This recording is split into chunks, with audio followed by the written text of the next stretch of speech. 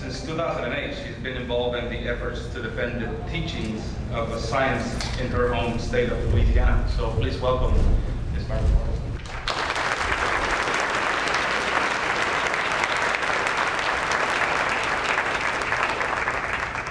Okay, is the mic on? Yeah, it is. Okay, thank you.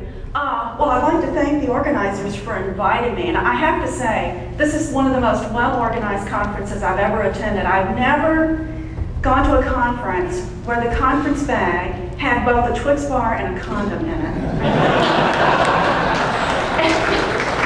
Now, one of those items was very enjoyable. And the other has an expiration date of January 2015, which is good to know. Okay.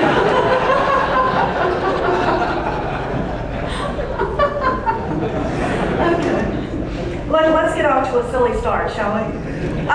Well, thanks again. This has been most enjoyable. And I just picked up a copy of Secular World, and there's a little thing by PZ in here called The Intelligent Design Fraud. And you've probably already guessed that I'm going to talk about something related to that. I'm going to talk about why this whole business of academic freedom that the Discovery Institute has launched is totally fraudulent. So let's get on with it. The Discovery Institute, which occupies this very lovely building in downtown Seattle, you probably all know who they are, I would imagine. Anybody never heard of them before? You all know who they are? Okay. Well, I'm not going to introduce them individually, but you can look there and see who they are. The most well-known ones, I guess, are Michael Behe, who wrote Darwin's Black Box, and William Dembski. But the one that's relevant to Louisiana is actually, oh, I'm sorry, I forgot to tell you that in 1996, the Discovery Institute set up this arm. It's their creationist wing called the Center for Science and Culture. And they have an employee called Casey Luskin, you may know of him, who was the person actually that they sent down to Louisiana as sort of their utility infielder, you know, to kind of do what needed to be done in Louisiana. When I got down to testify against the Louisiana Science Education Act in 2008, I got there very early in the morning at the Capitol, and the first person I laid eyes on was Casey Luskin. So he was the Discovery Institute was very involved in the Louisiana Science Education Act, which I'm going to tell you about. So anyway, I'm talking about these people right here. If you want to know the details about the Discovery Institute and what their program is, the book that Paul Gross and I wrote gives all the details. It's 2004, this is the 2007 edition, with a chapter about the Kitzmiller Trial. And oddly enough, very little in this book is outdated, because creationism, you know, the evolutionary rate is fairly slow, not much has changed. So you can get the details. If you don't want to buy the book, that's fine. You can download this paper from the Center for Inquiry that I wrote in 2007, Understanding the Intelligent Design Creationist Movement, Its True Nature and Goals. And as I say, very little has changed. So it's still quite current. So let's talk about freedom, shall we? The Discovery Institute has decided they're going to celebrate academic freedom. They you know, their counterpart to Darwin Day every February, they've launched Academic Freedom Day. And I think the first one was here in 2009. So you can see the website that they put up about it. There's Darwin's picture, Academic Freedom Day, February the 12th. You can even, you know, attend in suitable attire, right? You can go to Cafe Press, I think they use, and mom and dad and baby Johnny can all wear the same Academic Freedom Day, you know, logos on their t-shirts. So, I mean, they've really gone in for this and they've advertised it heavily. So let me give you a little bit of background, okay? Why they have launched this effort. Most of you probably know about the Kitzmiller Trial up in Pennsylvania, the Dover Trial, and in which I had to testify. By the way, that's about the only picture of me there is in relation to the trial. I got there late, and by the time I got there, all the media pretty much left. So I'm really happy to have this picture. But I had to explain to the judge, to Judge Jones, that intelligent design is really creationism. And so Judge Jones declared the teaching of intelligent design to be unconstitutional. So this academic freedom thing has a lot to do with the fact that the Discovery Institute got its butt kicked in federal court, okay? And so this was in 2005. The verdict was rendered in December 2005. And the that it violated the separation of church and state, unconstitutional. And within just a month or so, the Discovery Institute announced in its Discovery Institute Views newsletter in winter 2006 that their new front would be fighting for academic freedom. I mean, this was a month or so later. Our new front is to fight for academic freedom. And so in the very following year, in 2007, they put up this website, and it's still up, advertising their model academic freedom statute on evolution. Now notice what the name of the model statute is. It's the Model Academic Freedom Statute on Evolution. And there's a very famous fellow, I guess he's famous, who they used in the movie Expelled to help advertise this effort. And I want you to take note of this because this is something that's in that model statute.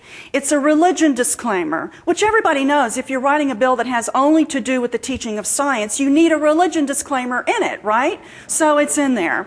Nothing in this act shall be construed as promoting any religious doctrine, promoting discrimination for or against a set of religious beliefs, or promoting discrimination for or against religion or non-religion. Now, just remember this part, okay? I'm going to let Stein talk to you a little bit. The Academic Freedom Petition will return freedom of speech to the classroom. We're not against anyone. We're not trying to silence anyone. We just want everyone to be heard, if only to question.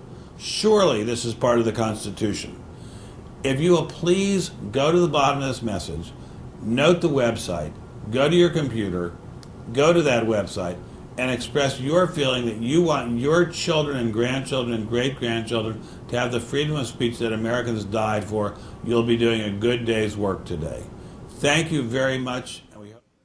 There you go. So he was very actively involved in promoting this model statute, Ben Stein. So what they proceeded to do, now actually they proceeded to really aggressively try to get these introduced in state legislatures around the country. They had actually, the first one was introduced in 2004 in Alabama, but in 2008 they really got started with it. But I want to give you a little bit of the history of their efforts in trying to get some version of this model statute passed around the country. And this list comes from the National Center for Science Education. These were the bills that were introduced in Alabama, 2004, 2005. They all died. Other places in 2006 and 2007, all the bills died. So in 2008, this is really when they got serious about promoting these bills. And so all of them died in 2008 and 2009, except one in my state of Louisiana. That was the only one that passed. Okay? And then in 2010, 2011, likewise, all of the bills met the same fate. They either died outright or they just got stuck in committee and couldn't get out. So Louisiana is the only state that has passed a version of the Discovery Institute's model statute. Now, this is an example of how they are exploiting the concept of academic freedom. In the Kentucky bill that was introduced this year, you can see that it's an act relating to science education and intellectual freedom. Similarly with Sally Kern's bill in Oklahoma, the Scientific Education and Academic Freedom Act, and in Missouri, Academic Freedom to Teach Evolution. So the same theme is present in all of these bills.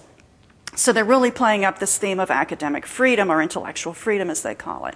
So what the Discovery Institute is doing, they had to start doing this after the Dover trial. We knew, when I say we, the National Center for Science Education and those of us who were involved in the trial, we knew that after the Discovery, this trial was, even though the Discovery Institute did not initiate the Dover situation, in fact, they didn't like it at all, but they knew it was about them. Okay, and we knew that after we got the verdict that we did, and that the Discovery Institute had been so thoroughly discredited, intelligent design had been so thoroughly discredited in federal court, we knew that we would start seeing things popping up around the country that made no mention of intelligent design.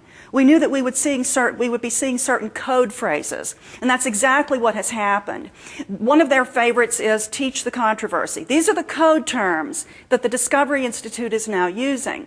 Whenever a policy proposal is introduced or whenever they talk about it to the media or anything like that, one of their code phrases is teach the controversy. Another is arguments for and against evolution or neo-Darwinism, strengths and weaknesses of evolution, critical analysis of evolution. These are ones that have, and academic freedom, of course.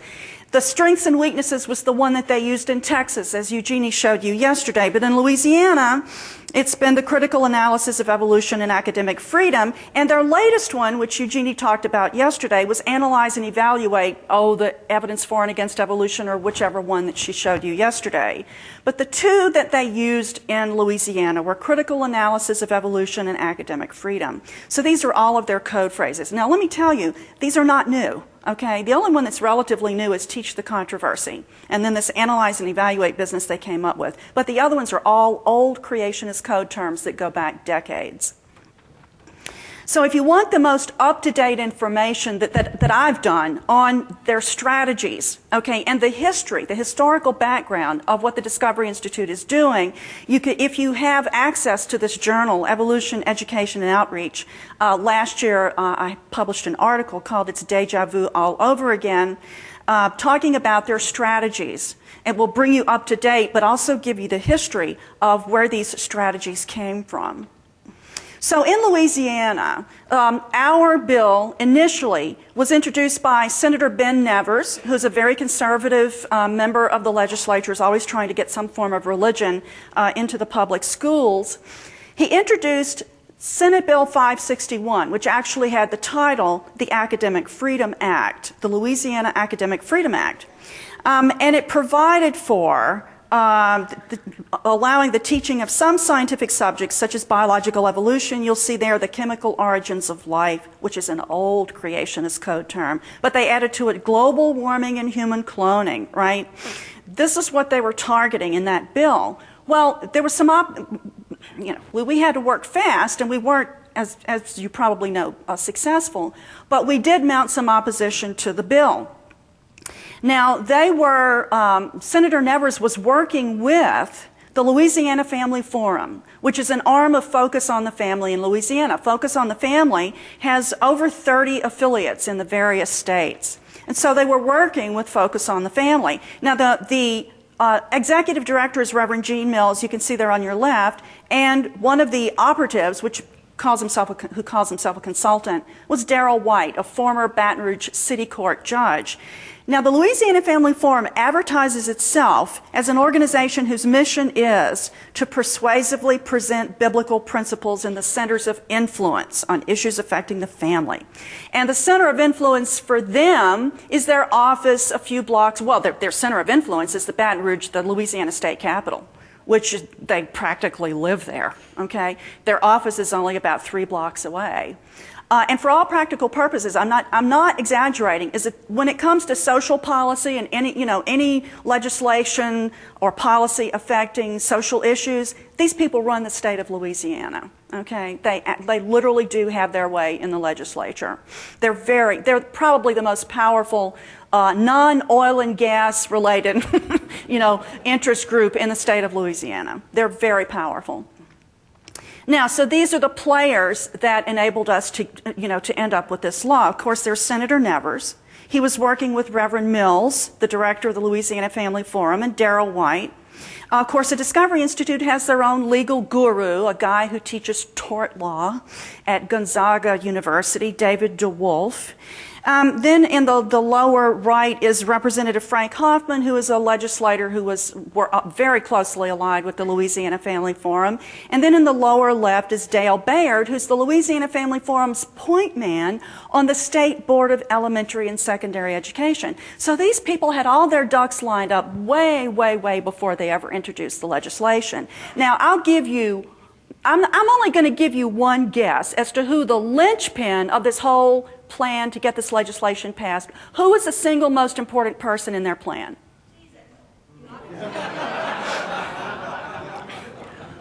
My governor, who would love to be your president, right? Although probably this did him in as far as that ambition, if you remember that. Anybody ever watch The Little Rascals when you were little? Remember Alfalfa? Alfalfa. Okay. So anyway, these are all the key players in how we got the Louisiana Science Education Act. And of course, the Discovery Institute was very heavily invested in this, very heavily invested. They were watching, they were writing about it on their blog. Casey Luskin was burning up his keyboard, and he was, of course, criticizing everything that we did, telling people that we were promoting misinformation. And of course, there's this little picture he liked to use: suppressing scientific inquiry is un-American, right? So Casey and the guys at the Discovery Institute were heavily invested in this. So we got the bill passed in the House with a vote of 94-3, in the Senate with a vote of 35-0. I mean, this thing went through like a bullet. I mean, it was really fast. And Governor Jindal signed it on my birthday, right? June 25th, 2008, on my freaking birthday. So, yeah, nice present. And so this is what, when opposition, though, was mounted against the bill, they changed its name. They renumbered and renamed it. So it passed as the Louisiana Science Education Act. So what does this act allow for? Well, it lets teachers, in the name of critical thinking there you see, and logical analysis aimed at evolution, the origins of life, global warming, and human cloning, it lets teachers bring in supplemental materials. Oh, I'm sorry, let me back up. I thought I had that underlined. I don't. Okay, it lets teachers bring in supplemental materials that will undermine the teaching of evolution. But the thing I want you to note about it is there is the Discovery Institute's disclaimer. You remember the disclaimer that I showed you? It's in there, pretty much verbatim. And this disclaimer is in every variant of the bill that's been introduced in all of the state legislatures, okay? But there is the religious disclaimer. So I want you to remember that there is a religious disclaimer as part of the Louisiana law. And if you're interested in my analysis of the bill that I did while it was working its way through the legislature, you can go to the website, the blog that I do when I have the time and the energy, Louisiana Coalition for Science, and I did an analysis. It's Senate Bill 733. So you can do a search for the analysis of Senate Bill 733 at lasciencecoalition.org, lasciencecoalition.org. And there's a lot of information there about what's been going on in Louisiana.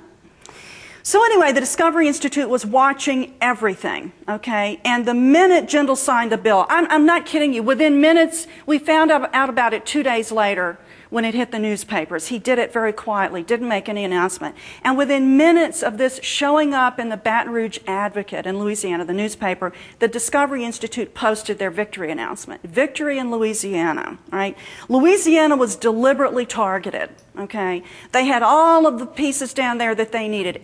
All the stars were aligned. Everything they needed was in place for them to get this legislation passed. And so a little bit of more recent history. I worked very closely with a young high school student last year named Zach Coplin, who got Senator Karen Carter Peterson to introduce a repeal bill, Senate Bill 70, to repeal the Louisiana Science Education Act. Of course it failed. We couldn't get it out of committee even. Senator Nevers, who wrote the law, or introduced the law, he chairs that committee. So there was no way we were going to get it out. And of course, there's Casey again, crowing that Louisiana preserves Science Education Act that encourages academic freedom to discuss criticisms of Darwin. So the law is still in place. There will be another law, a repeal bill introduced next year, probably with the same result, but we're going to do it again. So anyway, once with respect to the repeal bill, here's Gene Mills, who runs the Louisiana Family Forum. And by the way, notice, I just found out, I knew he was a minister, and I suspected he was Pentecostal, but it was recently confirmed in an article written by a woman who writes for the Associated Press. He is a Pentecostal in the Assembly of God, okay? And he is a political operative. He and Bobby Jindal are like this, okay? They are joined at the hip. Of course, his response to the repeal bill is it's just an effort at censorship, okay? Remember that too. I want you to tuck that away in your memory bank because you're going to see this again. And of course, in his newsletter that he publishes every Friday, he was using the censorship thing again. Now notice the picture in his newsletter. This law is all about science, right? We don't want to censor good science. Look at the picture. Okay, the Bible in the microscope. I mean, they keep, they do this on purpose. They have to lie to the media, they have to lie to the public, but they have to send these little signals to their base. They have to keep the money coming in, right? So they always have to remind the base that this is really about God, okay? So anyway, Louisiana did suffer some tangible fallout from the passage of this legislation. The Society for Integrative and Comparative Biology had written Governor Jindal in 2008 asking him to veto the bill. And of course, he ignored everybody. He ignored everyone, responded to nothing. Not even his genetics professor from Brown University, Dr. Art Landy, who taught Jindal when he was a biology major at Brown. Yes, he has a biology degree. And Dr. Landy gave us a quote for the papers, saying very nicely, Governor Jindal was a very good student when he was in my class, studying to become a doctor, which clearly he didn't do. He said, I would hope he would not do anything that would make it more difficult for Louisiana students to become doctors, which really resonated with me because my kid went to public schools and he is a doctor, right? Went to LSU Medical School. Really good. Okay. Got a good education. And so anyway, they wrote again to the governor in February '09 telling him that they had solicited a bid package to hold their 2011 conference in New Orleans, decided against it. We're not coming because you signed this bill.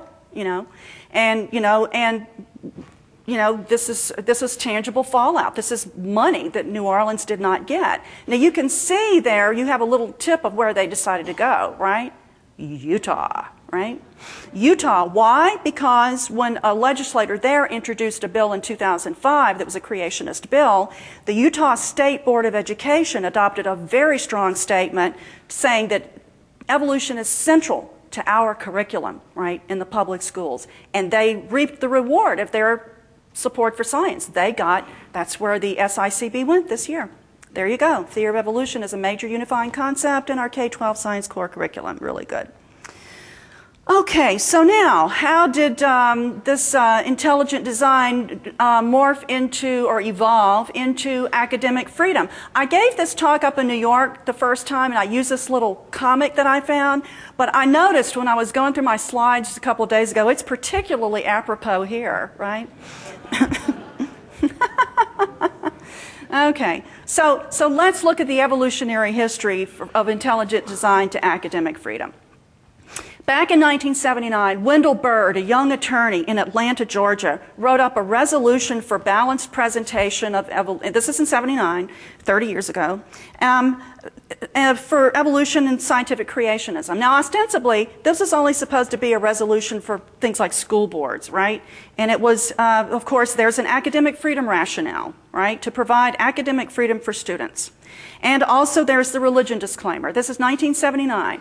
There's an academic freedom rationale to this position statement or this resolution and a religion disclaimer. Okay? Well, what happened was a guy named Paul Ellwanger, who was a respiratory therapist from South Carolina, this inevitably morphed into legislative proposals. And Paul Ellwanger began hawking these bills around like the Discovery Institute is doing now. And so the state of Louisiana passed Senate Bill 86, to require balanced treatment of creation science and evolution in public schools. And the two sponsors were Senator Bill Keith and Senator Dan Ritchie, who was in the legislature at the time, but who now, actually, ironically, works for the Louisiana Family Forum. That's a picture of Senator Ritchie as he looks today, Senator Bill Keith as he looked in 1981 when the bill was passed. So it was the balanced treatment bill, and it was enacted, look at the bottom, for the purpose of protecting academic freedom. Okay, just like Bird's resolution advised.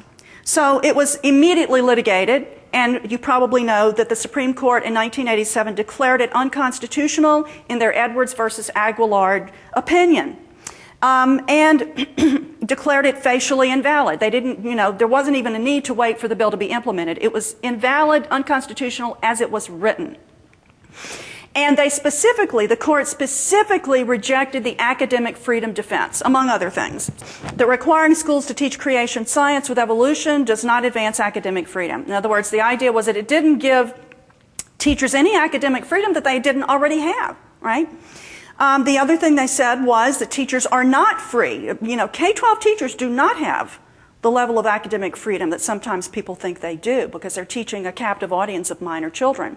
And so the court recognized this. Teachers are not free without permission to teach courses different from what's required. Academic freedom is not a relevant concept in this case. in this context. And so the court stated that it actually diminished academic freedom because it took away teachers' flexibility to teach proper science, you know, without also having to teach creationism. So the court specifically rejected the academic freedom rationale for a law that was intended to legalize the teaching of creation science. Okay? So what happened in the wake of that? 1988, Paul Ellwanger, he sets up his Citizens for Fairness in Education. This is 1988. And he comes up with a new policy, a policy for academic freedom in origins teaching, right?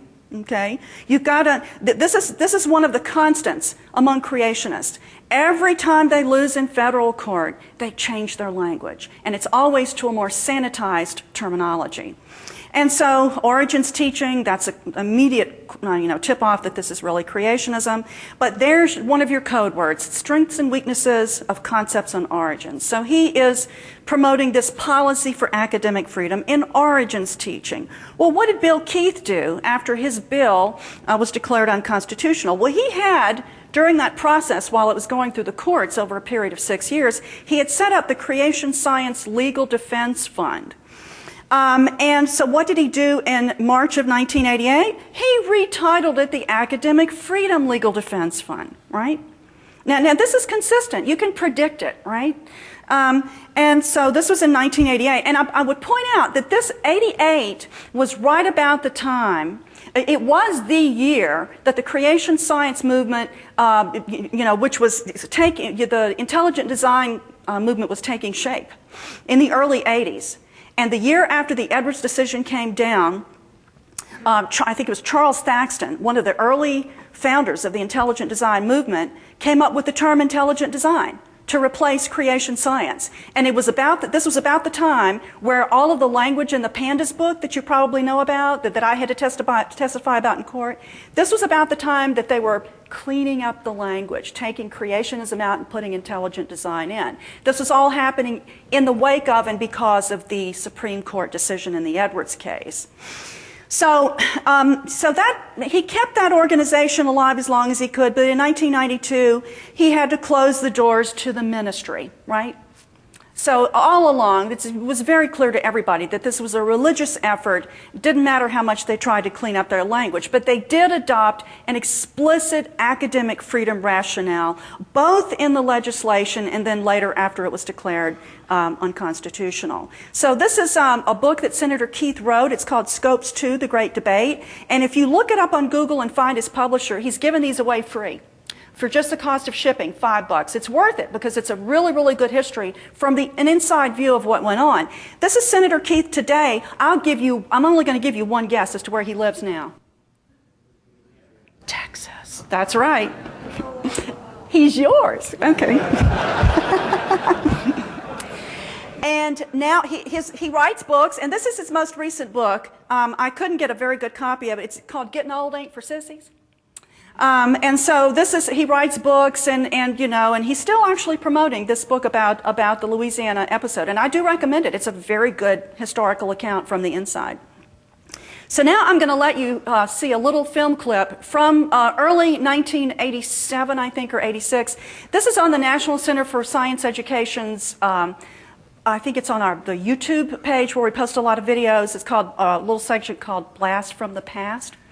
And this is a television show that was done by an attorney, Arthur Miller, you may remember him, and it was about the Louisiana case. So you're going to see Bill Keith, and you're going to see Eugenie, this was Eugenie's first television appearance, talking about the Louisiana case. But this was before the Supreme Court decision came down. And I want you to note that I've put in some little text labels periodically just to remind you of a few things as you're listening to their comments. So pay attention to the little text things I've put in.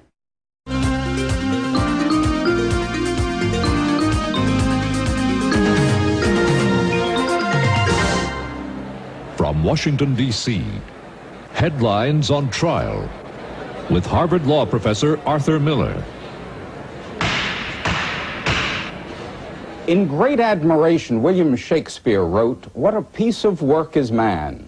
There's no doubt that we human beings are quite remarkable and special. We are indeed a piece of work. But whose work are we? How did we get here? Some say God created us just as we are in his image. Others say no, we evolved into our present form over millions of years. Right now, neither side can totally prove its point or totally disprove the others. At issue is whether both theories of origin should be taught in public school science classes.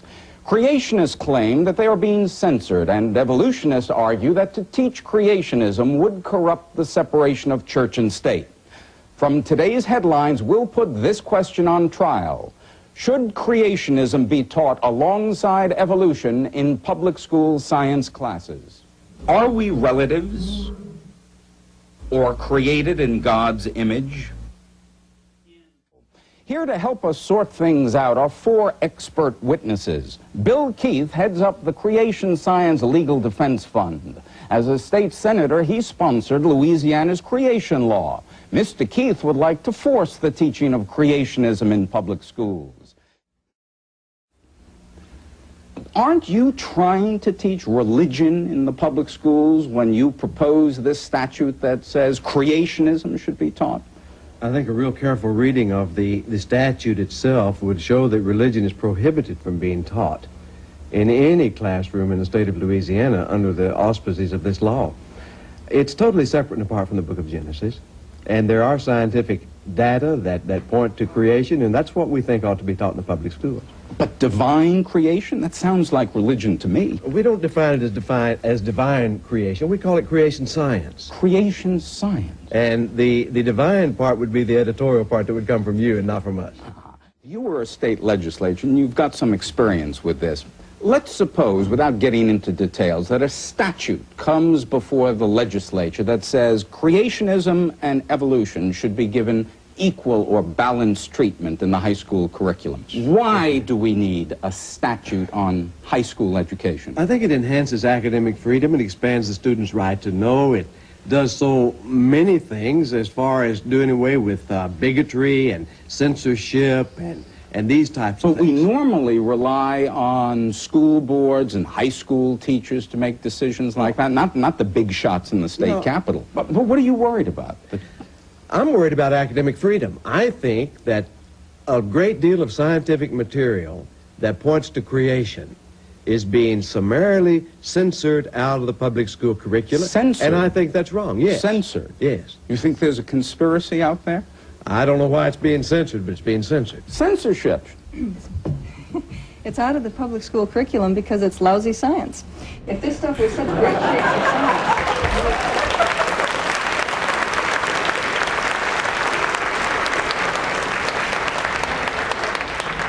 You could actually watch the whole show. This is just a little clip. So if you go to the NCSE page, you can watch this whole thing.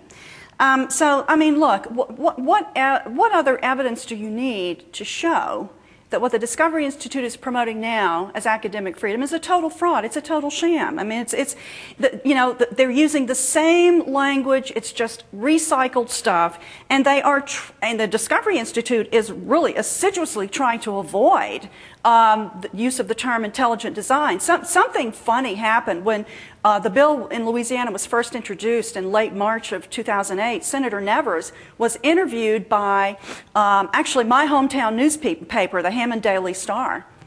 And this is something that always happens. The Discovery Institute had wanted, they didn't like the Dover case because it came out of left field at them. They didn't know about it, they didn't instigate it, and they really did not want that policy to be enacted by the Dover School Board because it had the word intelligent design in it. And they knew that that was a legal liability. So they tried to get the board either to take it out or drop the policy altogether. And they realized they had no control over that Dover School Board, really, none at all. And that's why they hated that case from the get-go. But anyway, so now, what they always are trying to do is to coach the people on the ground not to use that term, right?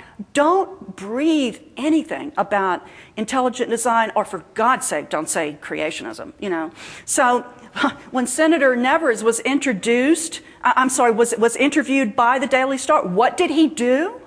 He said that he sponsored the bill on behalf of the Louisiana Family Forum because they, the Louisiana Family Forum, believe that the scientific data related to creationism should be taught in public schools. And boy, you could have heard the kittens being born down in Baton Rouge at the, they were having kittens. And boy, Gene Mills was writing to the spin control, wrote another letter to the newspaper saying, no, this is not what it's about. And Senator Nevers is denying that he used the word creationism. I called the reporter. She says that's exactly what he said. What happens is that they can never keep the troops in line down on the ground. They always let the cat out of the bag, and that's what happens every single time. But they are assiduously trying to coach these people to not use the word. So anyway, I found something on YouTube that really, it's a spoof, of course, but it really, really does sum up what has been going on here in terms of this push for academic freedom. It really sums up the history beautifully. I don't know who did this, by the way.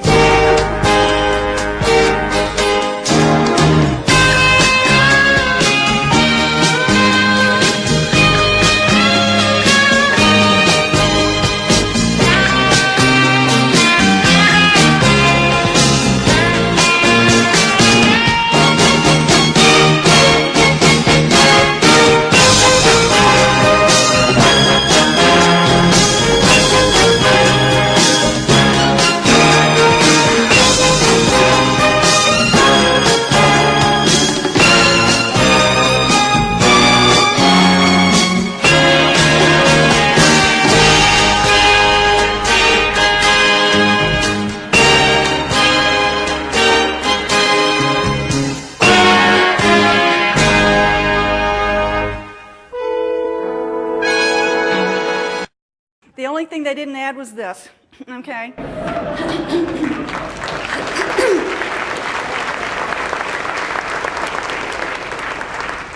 So you've got the history in a nutshell. I mean, it's a total sham.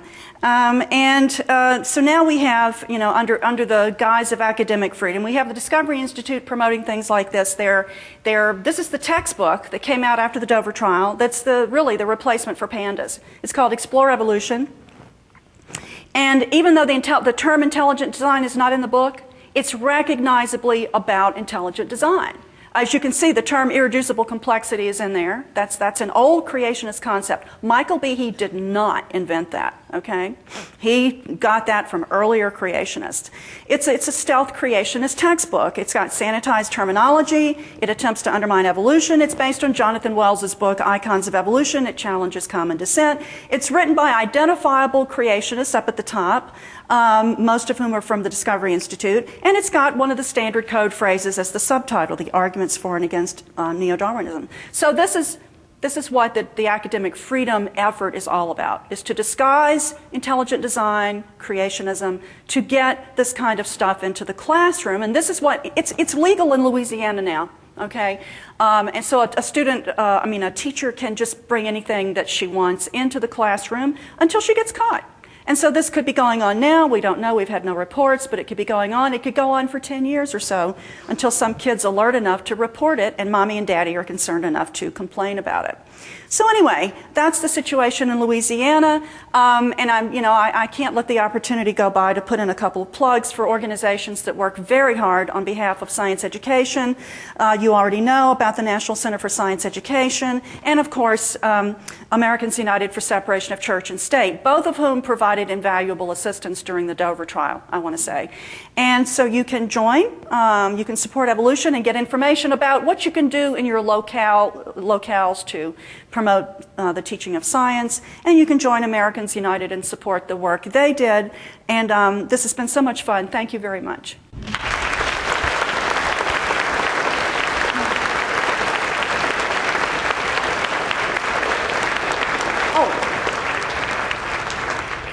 We have 15 minutes or so for questions, so we're happy to do that.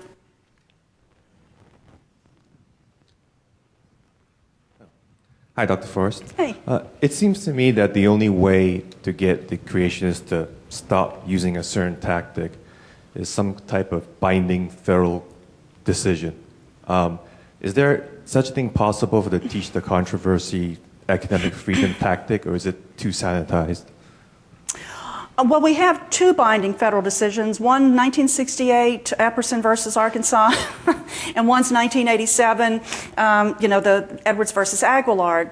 But the creationists have learned from their defeats, and they've gotten sneakier, and they're using sanitized terminology, which means that you have to rethink, very carefully how you would want to handle that legally.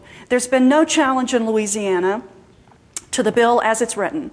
And the sanitized terminology does make that more difficult. Now, it's very easy to show that this is a creationist bill. We have Senator Nevers, with that beautiful quote.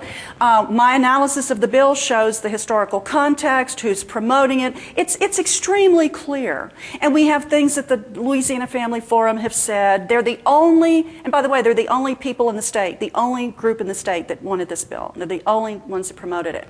But because of the way it's written, it makes the legal challenge more challenging, okay? And so the optimum case is to get a really solid report that we can document of somebody using this in class. Now, we came close.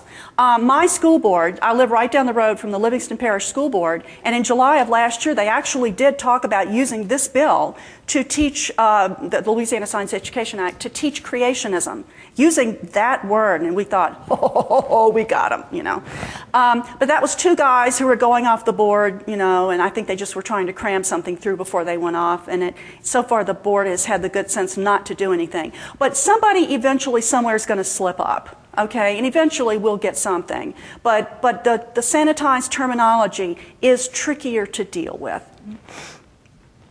I don't know who's got them. Okay. Dr. Forrest, you're brilliant, and I have so much respect. Yes, you are. You're brilliant. I have so much respect for you.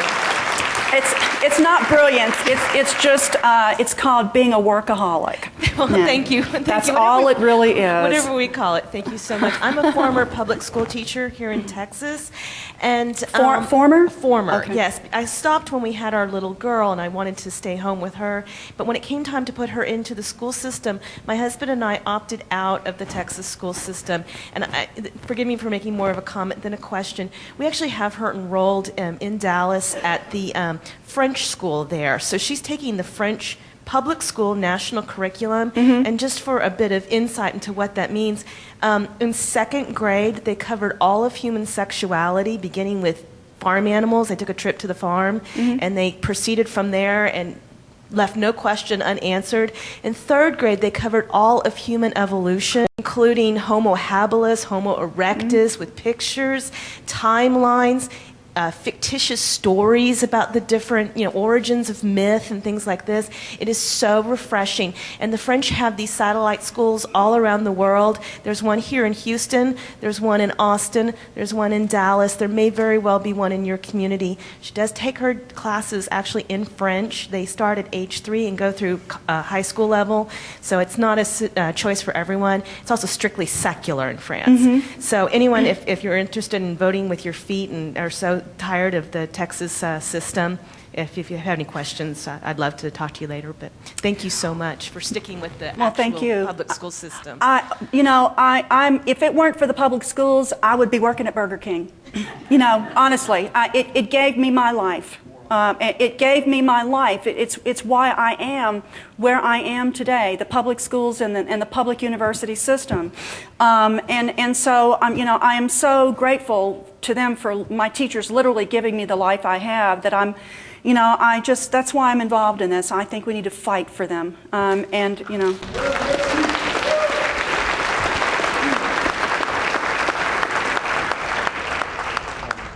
Hi, I got a comment and a question. First, my comment is I can't believe how you have to fight with nail and teeth against these guys, and it's amazing. I wish we didn't have to do it, but we keep having to do it, don't we? But my question is the following. So these guys are talking about academic freedom, and to me, freedom and democracy comes with responsibility. I think to be able to comment and critic science and evolution or any other discipline, you have to earn that responsibility by being qualified to comment on it or critique it. So just because you speak English, you can't just be completely oblivious to what science is and then say, oh, it's my freedom to critique science or evolution. So when these guys that seem to me to have no scientific background and then they just blurb that, oh, it's my freedom to criticize evolution or any other discipline. I mean, do you guys remind them that they are not qualified? They need to earn that freedom. Do we remind? I'm sorry. Do we remind who? The people. I mean, when you argue against their rhetoric, they say, if you just have to. Well, the thing that let me just again say something about Louisiana. Number one, a lot of the people in this, like at the Discovery Institute, they do have PhDs and sometimes they're in science. And so what they tend to do is to use those as cover, but they're typically PhDs outside the field of biology, okay? Except for Michael Behe is biochemistry. He's not evolutionary biology.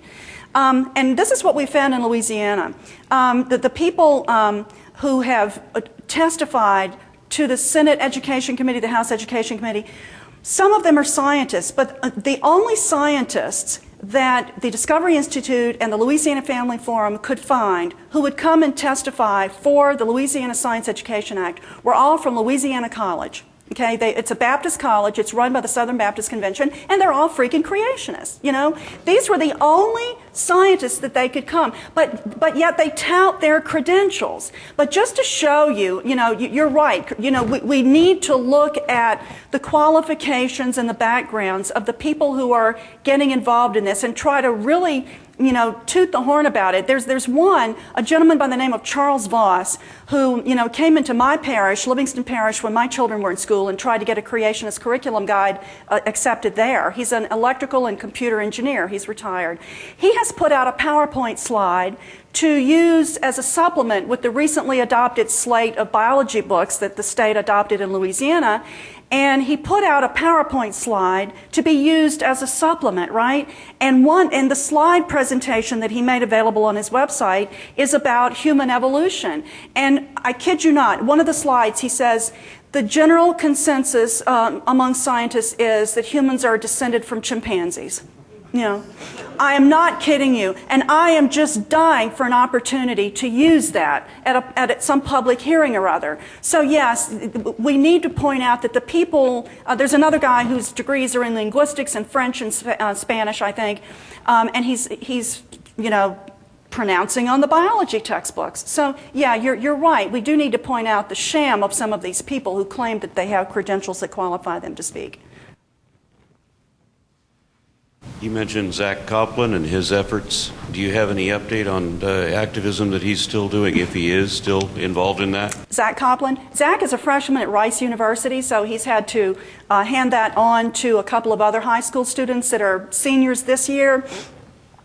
A young lady named Weejen and a young man named Nathan Babb, who are going to pick up the baton and work with Senator Peterson to introduce another repeal bill. So he provided for somebody to pick up the effort in his absence because he's now going to school here at Rice in Texas. So there will be another bill. I fully expect the same result, but if nothing else, it's a good learning experience for the kids, I'm sorry, I'm not sure where the mic is now. Oh, yeah, hey, Vic. What would be wrong with teaching about intelligent design, about the Bible, about creationism in schools, as long as it was done honestly? I mean, I actually... You mean in a science class? I agree with any number of philosophers who disagree with these court decisions that said creation science and intelligent design are not science. I think they're science. They have all the makings of science. They're just wrong science, as Eugenie said. They're wrong. So why not teach them to, not giving them full, half time, but at least mention in school that there are these alternatives that have been disproved by the evidence, just like we no longer believe the Earth is flat. We no longer believe in various other earlier proposals. The Earth is the center of the universe, and so on. That's all part of the history of science. And why should we be avoiding giving that information, which is vital information to our students? Okay, two reasons. That's actually something I've done quite a bit of writing on. I don't think it's science. And the reason I don't is because of what the intelligent design people themselves have said about intelligent design. It is based on the supernatural. And the Bible, even though they'll go out to the mainstream audiences and let's say, no, it's not based on the Bible. It is. It's based on the first chapter of the book of John in the New Testament. In the beginning, the first verse of which is in the beginning was the Word, and the Word was with God, and the Word was God. It is based on the Bible. It's based on the supernatural. That's not scientific. And we have it from their own mouths. There's nothing that they're doing that, as far as under the name of intelligent design, that qualifies as science. Now, they do have the Biologic Institute, but to the extent that they're doing science, it usually confirms what the evolutionary biologists have shown. That happened at a conference that the Discovery Institute sponsored. They had a couple of scientists from the Biologic Institute present some data. One of them was Ann Gager. I'm not sure how she pronounces her name, but she talked about some lab results she got that actually confirmed, evolution. And that's when they shut down the Q&A, right? But, so I'm sorry, I don't agree that it's, number one, I don't agree that it is science because of what I know the intelligent design people have said themselves about what they're doing. Number two, science teachers are reluctant enough just to teach evolution, right? And I don't think it's a good idea to burden them with addressing questions about intelligent design. The other, it would give them an additional problem that they don't need. The other thing is that we know, at least in Louisiana, from a survey that was done, it's been a while now, 15 or 20 years, but we know, and this holds up, I think, with other studies, that about 1 out of every 4 science teachers is a creationist, at least in Louisiana. And I would not want to hand them anything that they could take and that they could exploit in a science class. And the other thing is that intelligent design is so dishonest and it is so fraudulent. If I have my children's little butt sitting in a biology class, I want my kid to learn the best science, true science, honest science, accurate science. I don't want my kid's time, and my kid's a biology major, he's a doctor, he majored in biology. I don't want his time wasted on intelligent design. It's just a crock.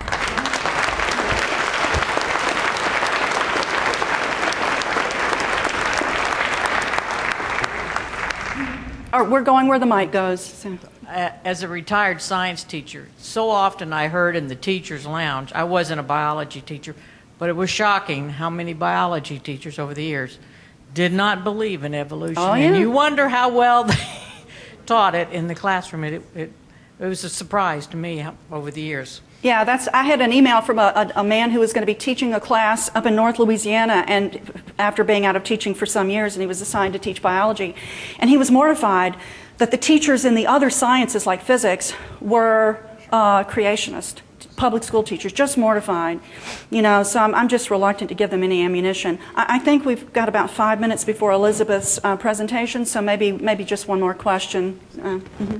Yes, thanks. As a father of 3 children in the public school system in south of Dallas, I have 3 challenges that my kids have. One, when my junior in high school was in 6th grade, his science teacher taught Noah's Ark and 6,000 years. I confronted her about it. She desisted. Okay, that's the first challenge. Second one. She desisted? She stopped. She stopped. Oh, okay. I didn't go up further than that. I probably should have. But not insisted. Okay. Right. She stopped doing that. So that's that one challenge. Second challenge is that my 2 sons in high school have been through biology, and they had 1 day teaching on evolution, which is central concept of biology. Right. 1 day, even though the textbook is full of it. That's right. He was not teaching creationism, so that's the second challenge. It could be in the textbooks, but it's not being taught. Okay, so you can fight all you want, and if the teachers don't teach it, then that what good is it? Number 3 is that in my circles, my wife is a believer and evangelical, and it seems like homeschooling is really taken off.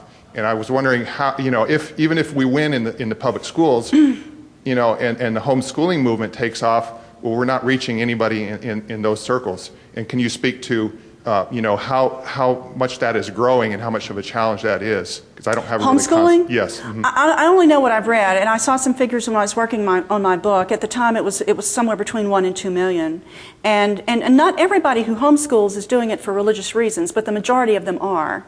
The majority of people who homeschool are doing it for religious reasons. But now we've got other parents, like this lady here, who just, no, you're not homeschool, you're a French school, yeah. But we have some parents that are doing it for, reasons that, like you talked about, trying to avoid the deficiencies of the public schools. I don't have any particular feelings one way or the other, except that homeschoolers are a primary market for intelligent design materials, and they're using some really, really bad stuff to teach their kids. And by the time children get to high school and they need really, really good science, I'm wondering how, even if you're trying to teach your child good science, how would you handle that if you don't know the science?